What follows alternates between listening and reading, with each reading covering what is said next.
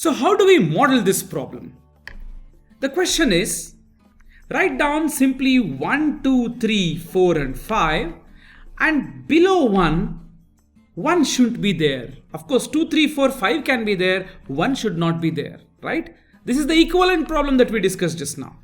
Below 2 shouldn't be there. Of course 1, 3, 4, 5 can be there. Below 3 shouldn't be there. Below 4 shouldn't be there. Below 5 shouldn't be there. A valid permutation would be 2, 1, 4, 5 and 3. As you can see, no number is below itself. When you write 1, 2, 3, 4, 5 and this permutation of 1, 2, 3, 4, 5, namely 2, 1, 4, 5, 3, 2 is not in the second position, 1 is not in the first position, 4 is not in the fourth position, it's in third position, 5 is in fourth position and hence not in fifth position, and 3 is in the last fifth position. And the question we ask is, in how many ways can all these numbers, not even 1 is in the same place, in its own place. Okay, let's count this. This sounds a little not so straightforward. Let us go very slowly. Let me define C1 as 1 is in the first place. C1, condition C1 stands for 1 is in the first place. C2 stands for the number 2 is in the second place. C3 is number 3 is in the third place. C4, 4 is in the fourth place. C5 is 5 is in the fifth place. Think for a minute.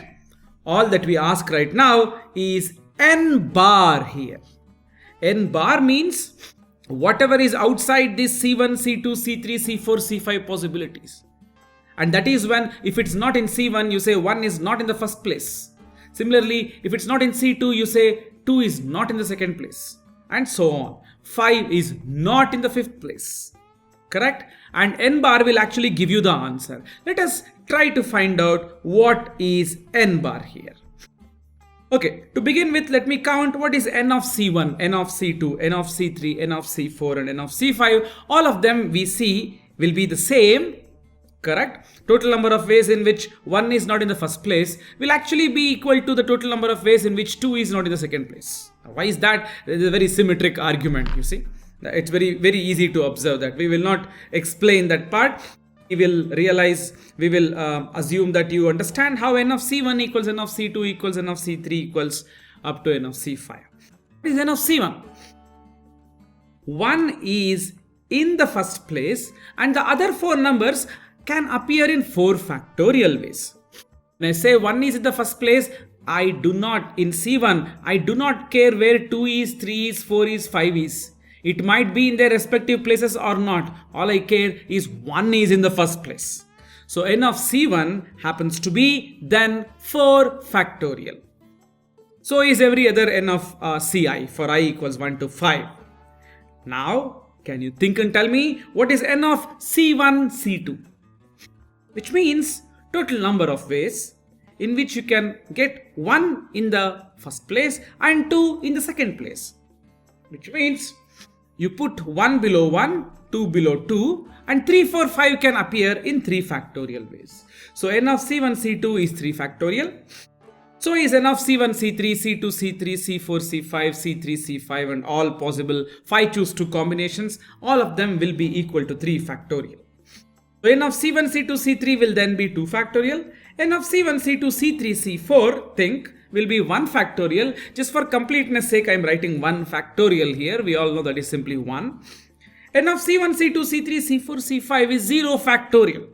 Again, for convenience and completeness sake, we will write it as 0 factorial. What is n bar now? N bar equals n, which is all possible ways in which you can write 5 numbers, which is 5 factorial minus 4 factorial 5 times n of C1, n of C2 up to n of C5. So I'll write this as 5 for some convenience. For my convenience, I'll write this as 5 choose 1. 5 factorial minus 5 choose 1 times 4 factorial. And then alternating signs, that's the formula for your principle of inclusion and exclusion, which we explained and gave a proof as well. Plus 5 choose 2 times 3 factorial, you see why. Correct? Minus 5 choose 3 times 2 factorial. Plus 5 choose 4 times 1 factorial. minus 5 choose 5 times 0 factorial. Now let me write this down as 5 factorial minus, let me expand 5 choose 1, which becomes 5 factorial divided by 1 factorial into 4 factorial times 4 factorial. Correct? This 4 factorial comes and sits here.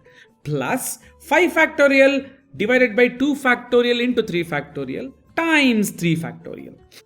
Minus so on and so forth. I'll expand and write everything. You will observe my factorial 4 factorial gets cancelled, 3 factorial gets cancelled, 2 factorial gets cancelled, and so on.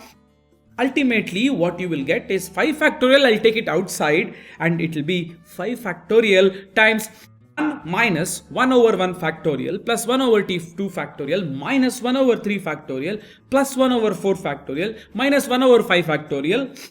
Right? This number, if you go on up to infinity, is 1 by e.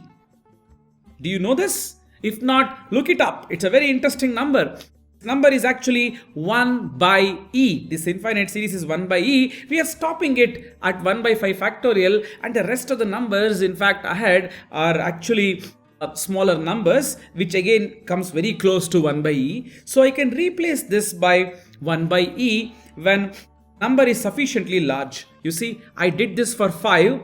You can in fact do it for 10 also, 100 as well, or 200 as well. For n sufficiently large, this will simply be 5 factorial into 1 by e, n factorial into 1 by e. Which means 1 by e, you see, is roughly 1 over 2, e is 2.71, right? So which is just more than 2, which means 1 over e is just less than half. Right? So 5 factorial times 1 over e is the amount of permutations where nothing is in the right place. That is called a derangement. So roughly little less than half the permutations will have this property. In fact, there are, which means the moral of the story is good number of permutations, less than half though, but still it's a good number. It doesn't feel like it, but a good number of permutations will satisfy a derangement condition, which means nothing is in the right place. Right? So go through the entire thing once more. You will realize what we are saying. This keeps appearing in many situations. It is good to make note of it, and that is why you study this topic as part of your discrete math curriculum.